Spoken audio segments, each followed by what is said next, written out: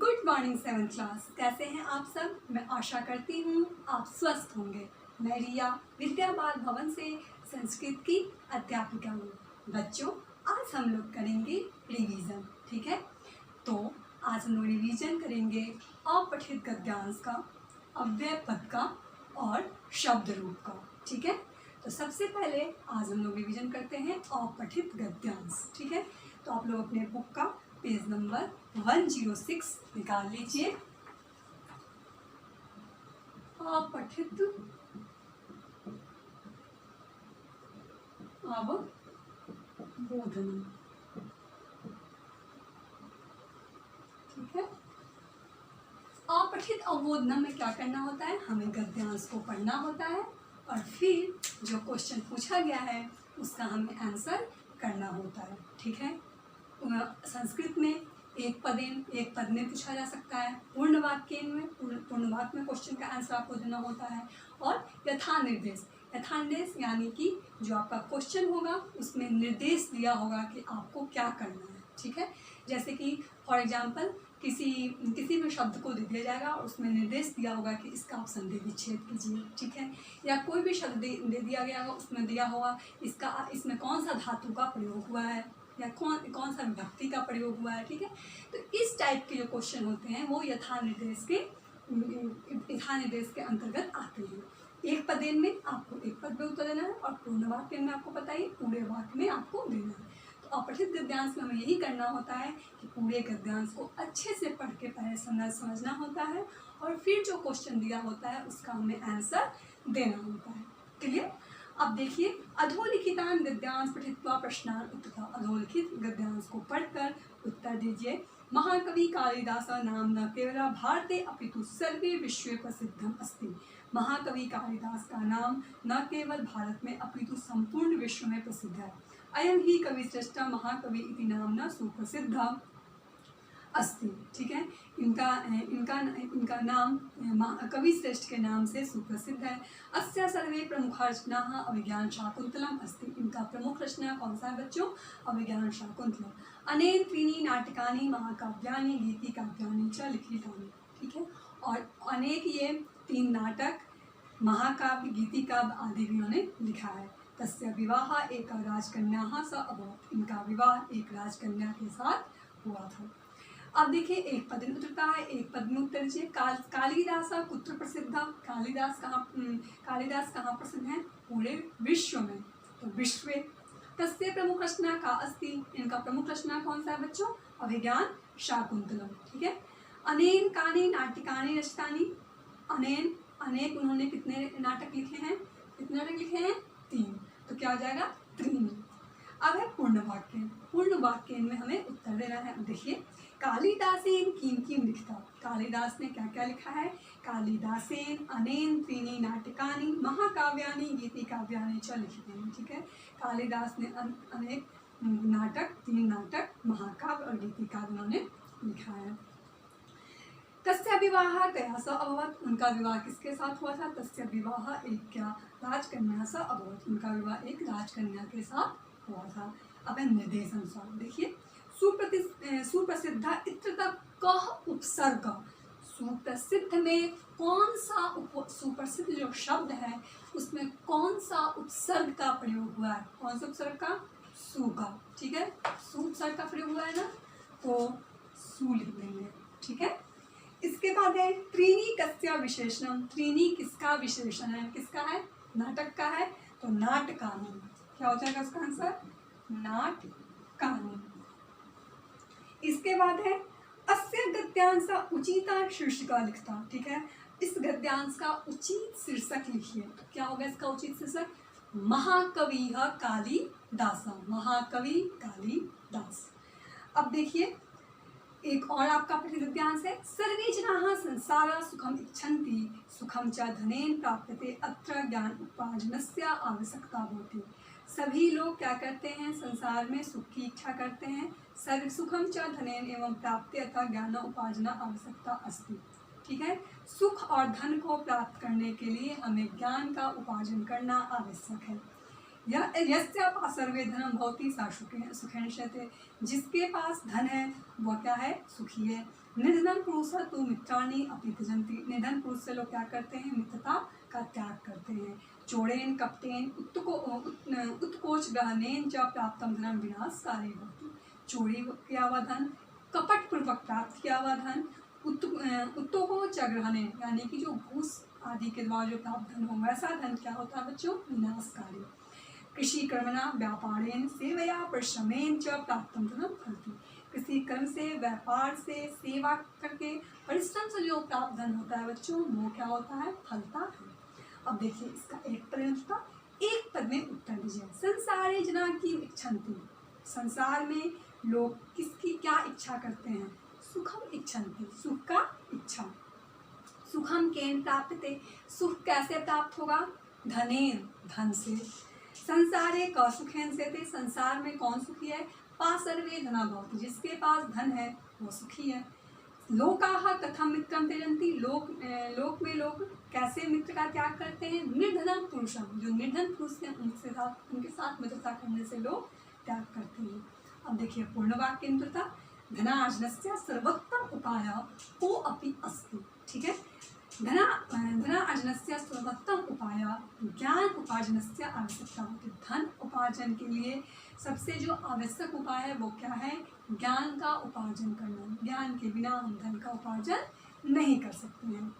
केन प्राप्तम धनम फलति, कौन सा धन कैसे प्राप्त किया हुआ धन फलता है, कृषि कर्मणा व्यापारेण सेवया परिश्रमेण च प्राप्तम धनम फलति, ठीक है। अब है निर्देशानुसार तथा, निर्देश के अनुसार उत्तर दीजिए। प्राप्तुम इत्यता कह प्रत्यय प्रयुक्त, प्राप्तुम में कौन सा प्रत्यय का प्रयोग हुआ बच्चों, तुमन प्रत्यय। पासर्वेन इत्यस्य पर्यायवाचिना लिखता, पासर्वे का पर्याय लिखिए तो क्या होगा इसका, निकट्य।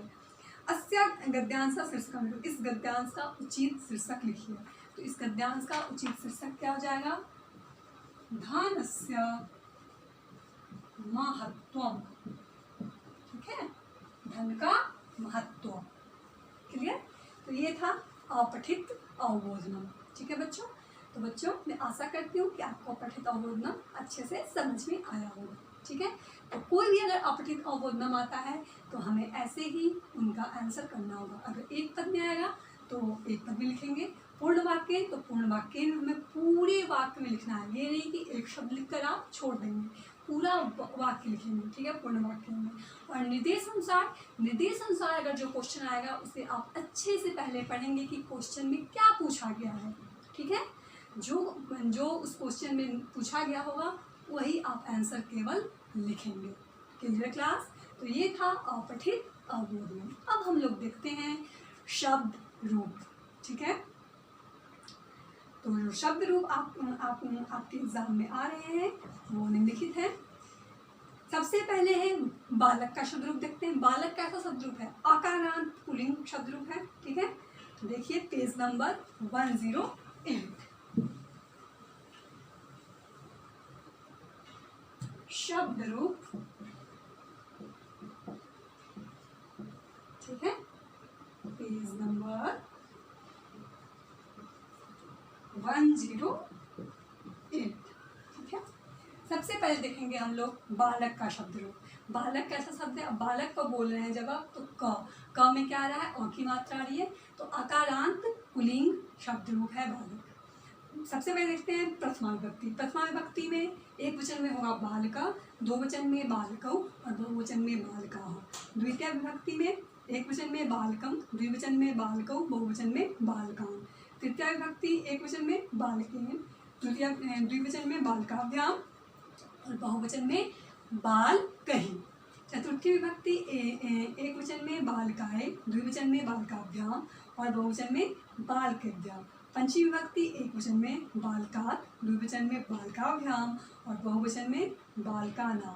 सप्तमी विभक्ति एक वचन में बालकै, द्विवचन में बालकयो और बहुवचन में बालकेषु। और संबोधन में एक वचन में हे बालका, द्विवचन में हे बालकौ और बहुवचन में हे बालका। अब देखिए सर्वेषां आकारांत पुल्लिंग शब्दानां रूपम बालका इव चलति, सभी आकारांत पुल्लिंग शब्द का रूप बालक की तरह ही चलेगा। जैसे राम, श्याम, गणेश, नमन, छात्र आदि सभी का रूप कैसे चलेगा, बालक के समान, क्योंकि सभी आकारांत पुल्लिंग शब्द रूप हैं। क्लियर। अब देखिए वाड़ी, वाड़ी आ रहा है तो 109 पेज नंबर पे देखिए वाड़ी शब्द रूप। वाड़ी कैसा हो गया, वाड़ी, वाड़ी में आ रहा है इकारांत, ठीक है। तो इकारांत नपुंसकलिंग शब्द है वाड़ी। वाड़ी का अर्थ होता है जल। अब देखिए प्रथमा विभक्ति एक वचन में आएगा वाड़ी, द्विवचन में वाड़िनी, बहुवचन में वाड़िनी। द्वितीय विभक्ति एक वचन में वाड़ी, द्विवचन में वाड़िनी, बहुवचन में वाड़िनी। तृतीय विभक्ति एक वचन में वाड़िना, द्विवचन में वाड़िभ्याम, बहुवचन में वाड़िभी। चतुर्थी विभक्ति एक वचन में वाड़िने, द्विवचन में वाड़िभ्याम और बहुवचन में वाड़िभ्या। पंचमी विभक्ति एक वचन में वाड़िना, द्विवचन में वाड़िभ्याम और बहुवचन में वाड़िभ्या। षष्ठी विभक्ति एक वचन में वाड़िना, द्विवचन में वाड़िनो और बहुवचन में वाड़िना। सप्तमी विभक्ति एक वचन में वाड़िनी, द्विवचन में वाड़िनो और बहुवचन में वाड़ीसु, ठीक है। अब देखिए संबोधन में क्या होगा, संबोधन में एक वचन में हे वाड़ी, हे वाड़े, द्विवचन में हे वाड़िनी और बहुवचन में हे वाड़िनी, ठीक है। तो ये था वाड़ी का शब्द रूप। इसके बाद आता है नदी। नदी का शब्द रूप होगा बच्चों इकारांत। इकारांत स्त्रीलिंग नदी शब्द रूप है। तो देखिए प्रथमा विभक्ति एक वचन में क्या होगा, नदी, द्विवचन में नद्यो, बहुवचन में नद्य। द्वितीय विभक्ति एक वचन में नदीम, बहुवचन में द्विवचन में नद्यो और बहुवचन में नदीया।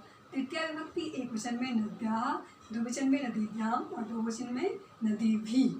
चतुर्थी विभक्ति एक वचन में नद्या, द्विवचन में नदीभ्याम और बहुवचन में नदीभ्या। पंचमी विभक्ति एक वचन में नद्या, द्विवचन में नदीभ्याम और बहुवचन में नदीभ्या।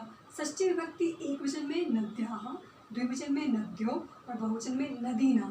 और सप्तमी विभक्ति एक वचन में नद्यां, द्विवचन में नद्यो और बहुवचन में नदीषु, ठीक है। अब देखिए संबोधन। संबोधन एक वचन में हे नदी, द्विवचन में हे नद्यो और बहुवचन में हे नद्यो। सर्वेषां इकारांत स्त्रीलिंग शब्दानां रूपम नदी इव चलति। सभी इकारांत स्त्रीलिंग शब्द जो रूप है उसका नदी के समान ही रूप चलेगा। जैसे शिवानी, रागिनी, देवी आदि सबका रूप कैसे चलेगा, नदी के समान, ठीक है। तो ये हो गया हमारा नदी का शब्द रूप। आज हमने कौन कौन सा पढ़ा, बालक का पढ़ा, नदी का वाड़ी का पढ़ा और नदी का पढ़ा और लास्ट एक हम और पढ़ेंगे फल का शब्द रूप, ठीक है। फल प्रथमा विभक्ति एक वचन में फलम, द्विवचन में फले, बहुवचन में फलानि। द्वितीय विभक्ति एक वचन में फलम, द्विवचन में फले और बहुवचन में फलानि, ठीक है। सेम चलता है प्रथमा विभक्ति में। तृतीय विभक्ति एक वचन में फलेन, द्विवचन में फलाभ्याम और बहुवचन में फलेन। चतुर्थी विभक्ति एक वचन में फलाय, द्विवचन में फलाभ्याम और बहुवचन में फलभ्य, ठीक है। और पंचमी विभक्ति एक वचन में फला, द्विवचन में फलाभ्याम और बहुवचन में फलभ्य। षष्ठी विभक्ति एक वचन में क्या होगा, फलस्य, द्विवचन में फल्यो और बहुवचन में फलानां। और सप्तमी विभक्ति एक वचन में फले, द्विवचन में फल्यो और बहुवचन में फलेषु। संबोधनम में एक वचन में हे फल, दो वचन में हे फले और बहुवचन में हे फलानि, ठीक है। तो ये था हमारा फल का शब्द रूप। तो हमने आज पढ़ा सब फल का शब्द रूप, नदी का शब्द रूप, ठीक है। इसके बाद हमने पढ़ा वाड़ी का शब्द रूप और बालक का शब्द रूप, ठीक है क्लास। अब हम देखते हैं अव्यय पद। अव्यय पद मैंने आपको पिछले ही क्लास में पढ़ाया है, तो मैं आशा करती हूँ कि बिल्कुल अभी आपको अच्छे से वो रिवाइज होगा, ठीक है। तो हमें रिवीजन करने में आज बहुत अच्छा लगेगा कि हमने फिर से ये सब अव्यय पद रिवाइज किया, ठीक है। तो चलिए, अगर आपका कोई डाउट भी होगा तो क्लियर आज की क्लास में आपका हो जाएगा। तो देखते हैं अव्यय पदानी पेज नंबर 100, ठीक है। पेज नंबर 100 पे है अव्यय पदानी, ठीक है। अब देखिए पेज नंबर 100।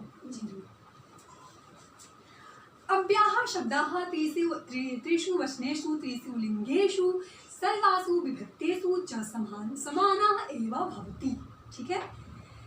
अव्यय पद तीनों वचन में, तीनों लिंगों में और तीन सभी विभक्ति में समान रहता है, यानी कि जो अपरिवर्तनशील हो, जिसमें किसी भी प्रकार का परिवर्तन ना हो, ठीक है, जो अविकारी शब्द हो वो अव्यय कहलाता है, ठीक है, जिसका कभी भी व्यय ना हो, ठीक है, तो वो क्या होगा, अव्यय शब्द।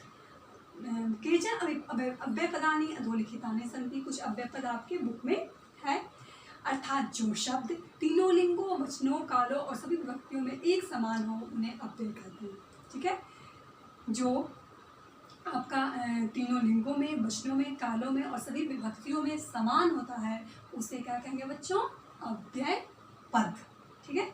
अब देखिए अत्र, अत्र क्या है, अव्यय पद है। अत्र का अर्थ होता है बच्चों यहाँ, तत्र, तत्र का अर्थ वहाँ, कुत्र कहाँ, अन्यत्र कहीं और, सर्वत्र सभी जगह, एकत्र एक जगह, यदा जब, तदा तब, एव ही, च का अर्थ होगा और, अपि का भी, शनै का धीरे, शीघ्रम का शीघ्र, पूर्वता का सामने, पृष्ठता का पीछे, ठीक है, वामता का बाईं ओर और दक्षिणता का दाईं ओर, ठीक है।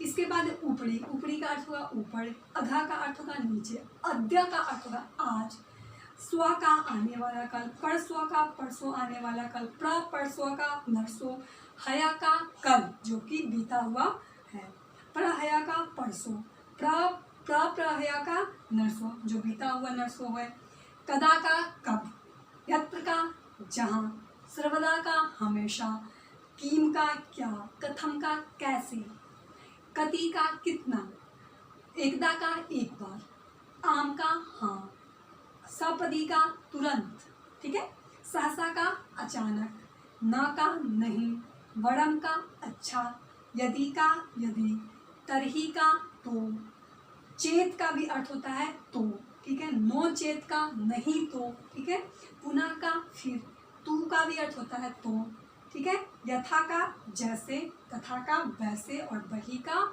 बाहर, ठीक है। तो ये थे कुछ अव्यय पद। अब उदाहरण जो आपका दे रखा है उसमें है अव्यय पद से सेंटेंस बनाया गया है, ठीक है, जिसे आप ध्यान से देखिए।